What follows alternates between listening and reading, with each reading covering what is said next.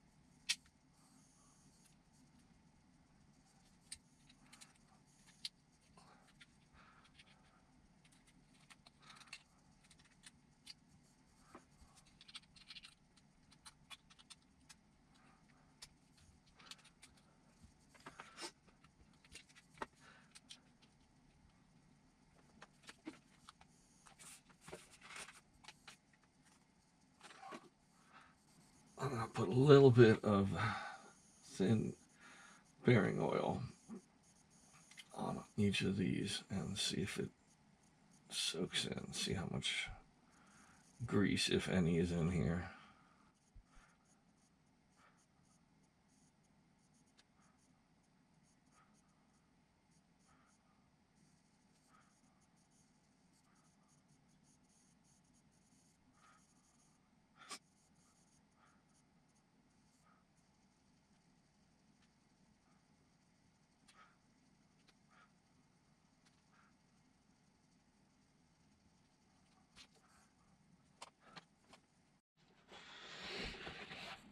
Okay, so I've oiled these up, and I just put the two bearings in the two cases here, two for each.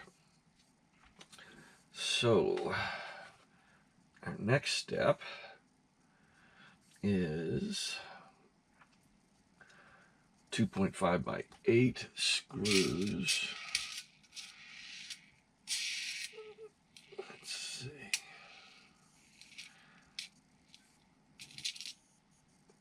That's going to be these little ones.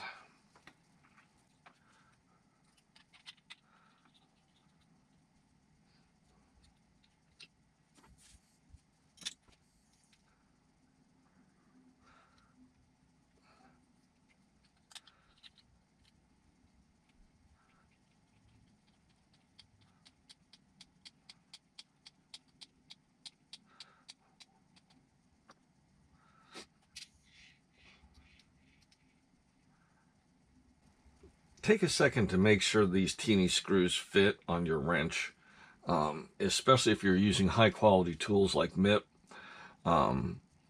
They actually flange outward a little bit. In other words, they go from just fitting perfectly to tight. And sometimes you gotta, like, when the screw is brand new, the head of the screw is a little tight. And you need to make sure that you're getting it seated before you start putting any torque on it, or you could start tearing the head of the screw and stripping it out. You definitely don't want that.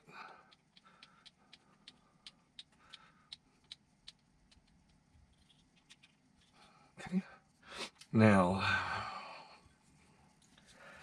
what we are supposed to do is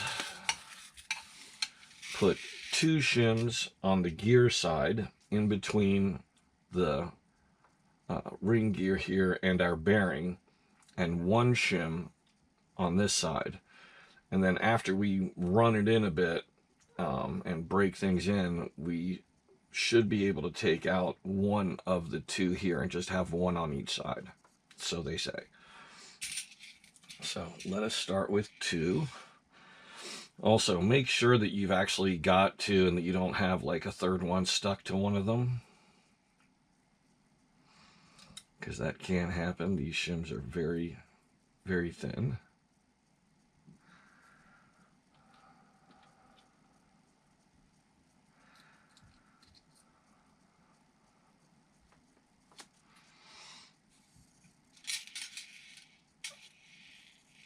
Now that's interesting. They only give us the two.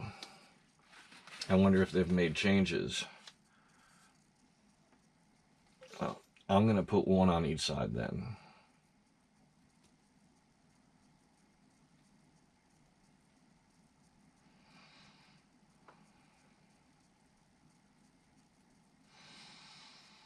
And then run it, roll it, and see if how it feels. If there's any, if the gear doesn't feel good.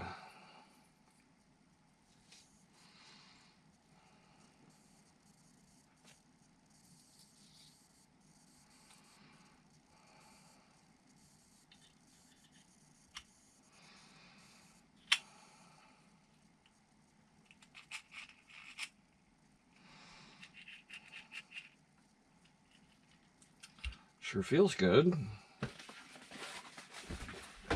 Okay, I'm going to use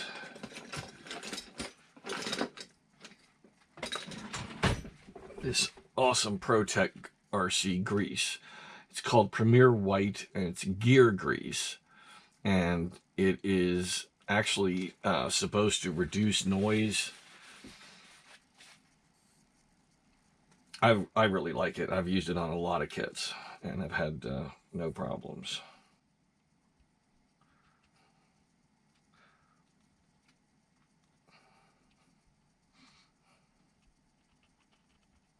You don't want to over grease, but it's really not a huge problem because any excess is just going to get flung off the gear.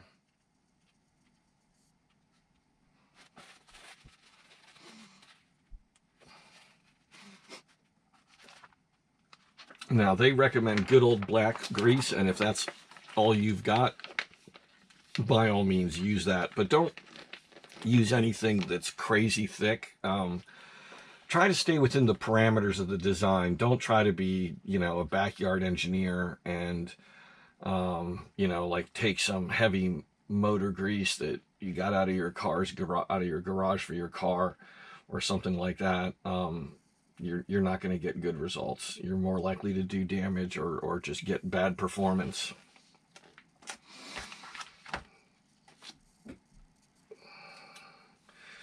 So let's see, to close these up, I need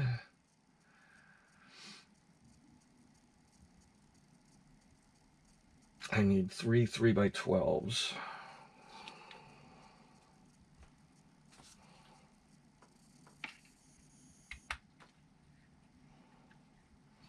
It almost seems large. Let's see. Those are 10s. Those are 12s.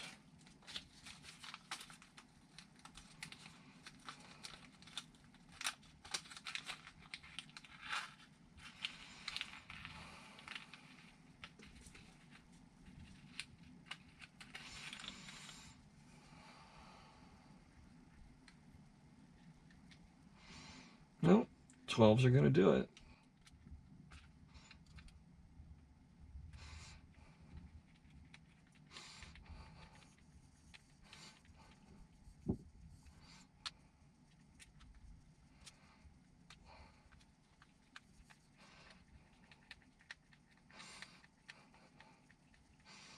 Now, let me give you, first off, I'm not tightening these all the way, not yet, until I have all 3 screws in place and mostly tight. Even then, be very careful. Do not over tighten. Gearboxes and cases like this can collapse.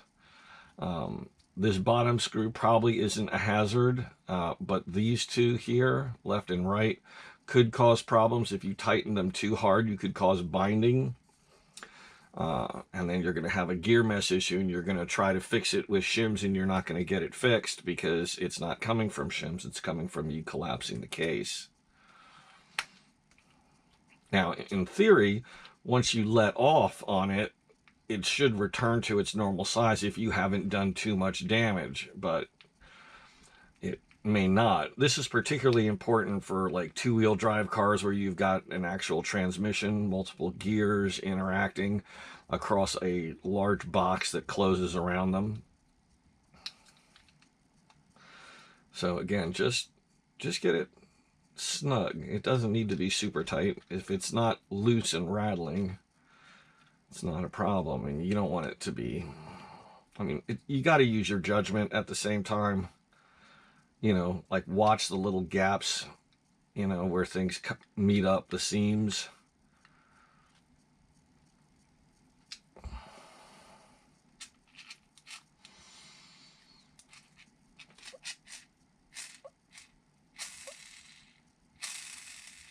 Now that's beautiful. That's what you get with ceramic bearings and some nice bearing oil. A really smooth rolling gearbox. This car will be fast. No doubt about it. And with a 7-turn motor, oh, it's going to go quick. But you notice how long that span like that? That's really going to be beneficial for a lot of things. It's going to save battery power. You know, the battery won't run down as fast because it'll be putting more power into the tires than a car that doesn't have that kind of free moving parts.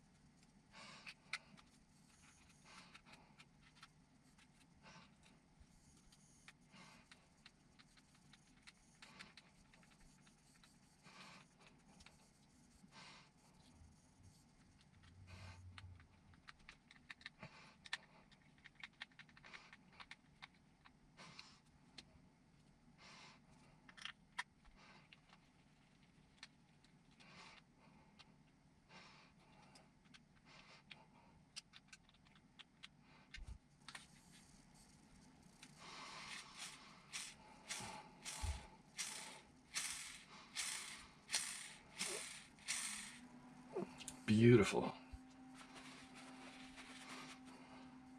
I'm pretty sure that was front, but I'm not 100% sure. And the easiest way to check is going to be to take off this bottom piece and look at my differential. And then I'm going to write something on the case.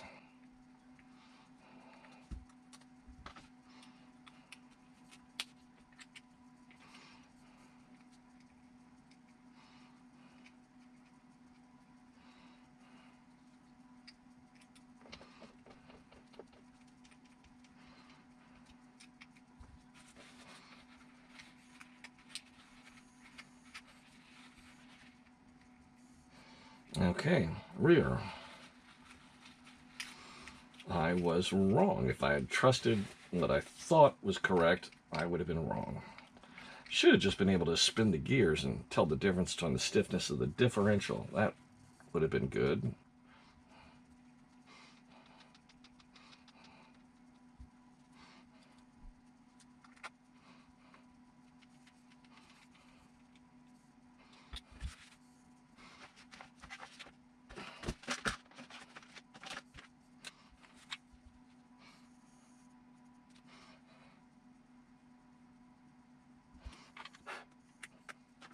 There we go.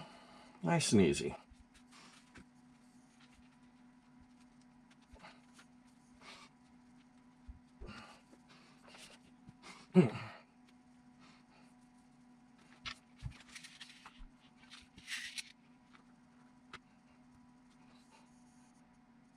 Okay, so the front gearbox gets the short axle. Rear gets the long one.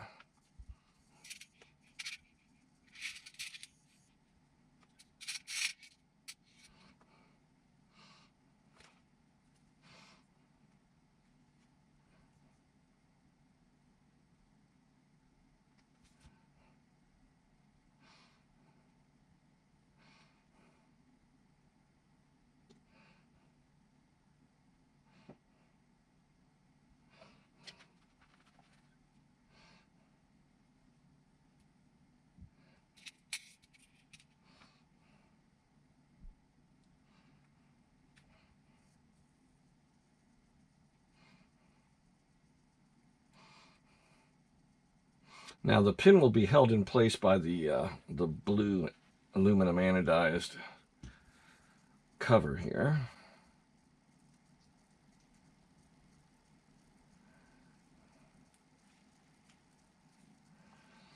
And we need one of these washer slash shim pieces. Go on there. Might as well put our hole pointing upwards.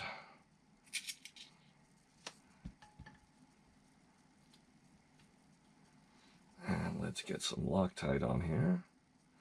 Put the Loctite up high versus down low, because that's where it's going to be most effective. Don't put on too much. And let's go ahead and get that started. And we can slide it on.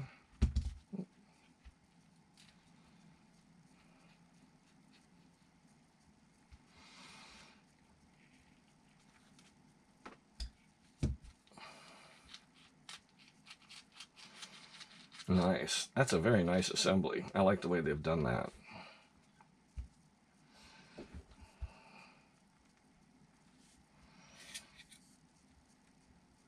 Okay. Shim in place.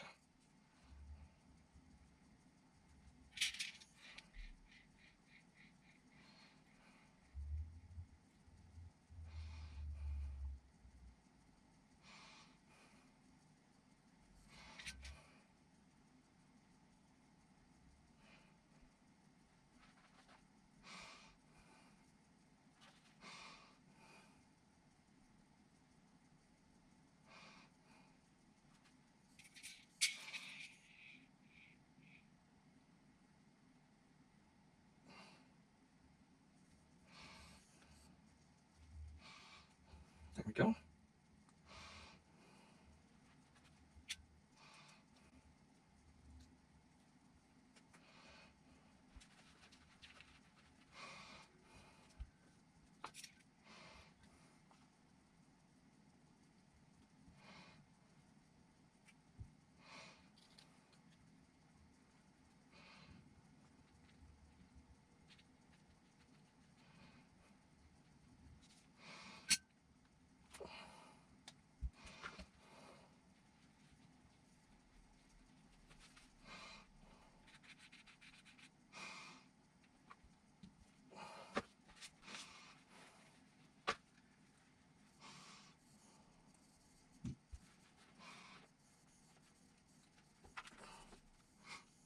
Okay, time for bag number 5.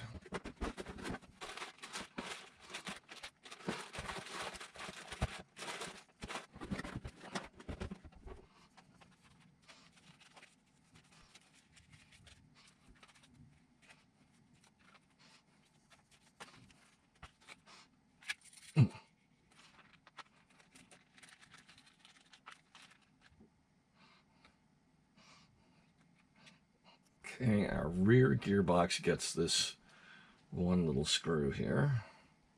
It's 2.5 by 6, and it goes in here. Now it may just be a placeholder at the moment, but because it doesn't do anything to keep the case sealed, so I'm just going to put it in place for now, and we'll see what it does later.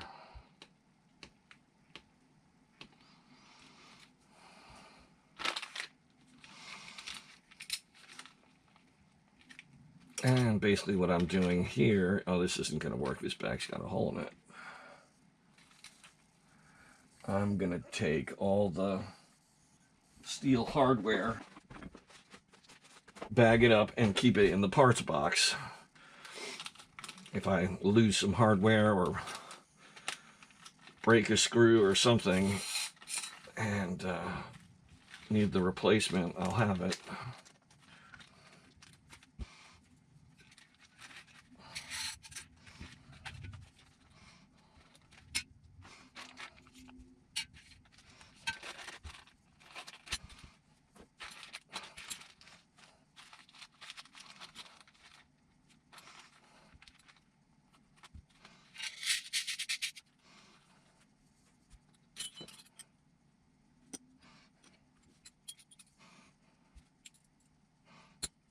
Okay, we have two different pair.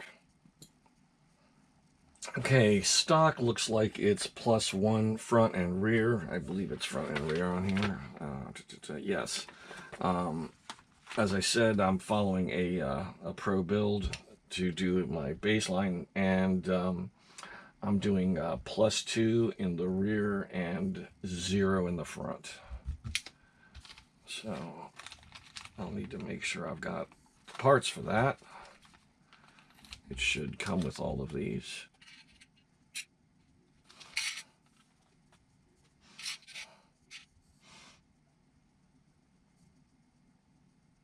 Okay, 0 is 2 up.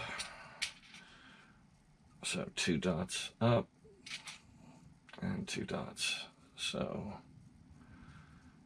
and that is our rear piece.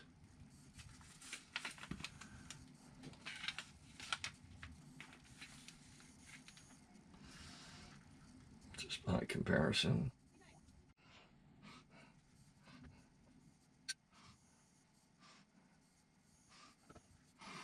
Okay, so that is 0. 2 up. 1 above, 1 dot above would be a little bit higher. And then you could flip it and go a little higher, and then take this back and flip this 180 degrees. So you'd have 2 little dots down low, and that would be 3 above. So you go from 0 millimeters to 1 to 2 to 3.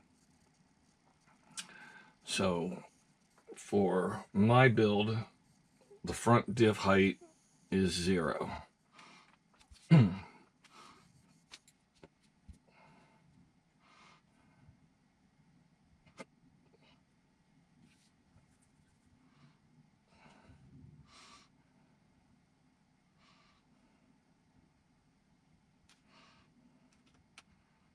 So we need 2 3x12 flatheads.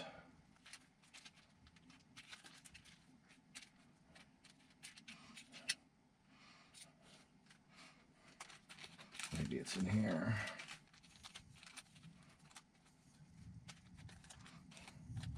Here we go. 3x12s. 2 for the front, 2 for the rear. This is coming out of that kit that had the top screws, titanium. So everything above the chassis, I assume, is what they call top. So there's the 2 of those. And then we need 3x10 button head.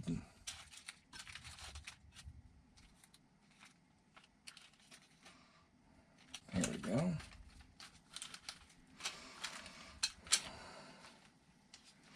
We need 4 of these.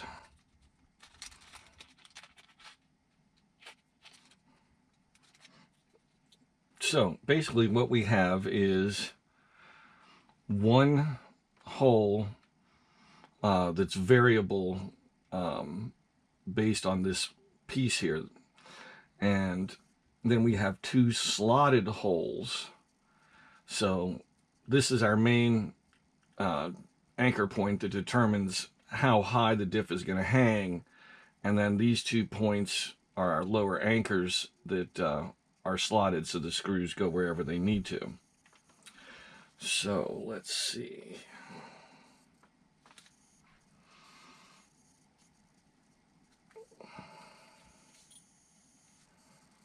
So we take our front gearbox, and these face backwards like that.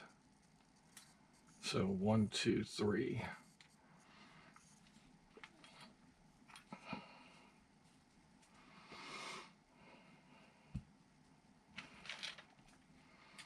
So let's start with the flathead screw.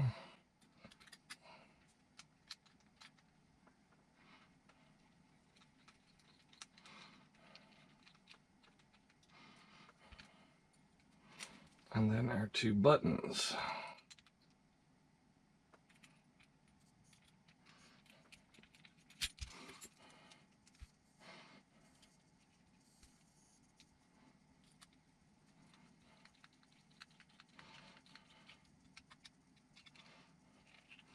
I would leave the other two loose now that they are at least in, and I would tighten the flathead first and let that position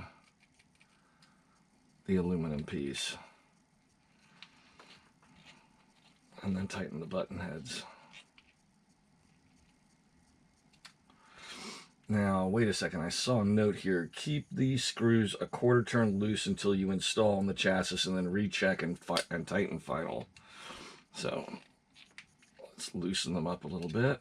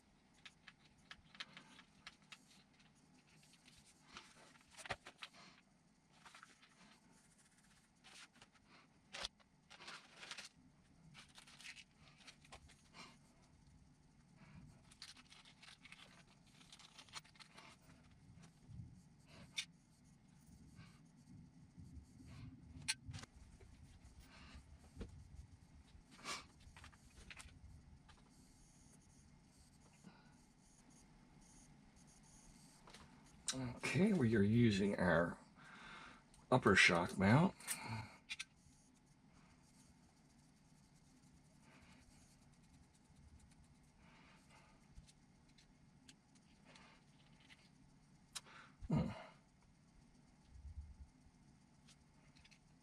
I had almost forgotten about this. It's been a while since I built a kit with a carbon shock tower. I'm going to go ahead and seal the edges.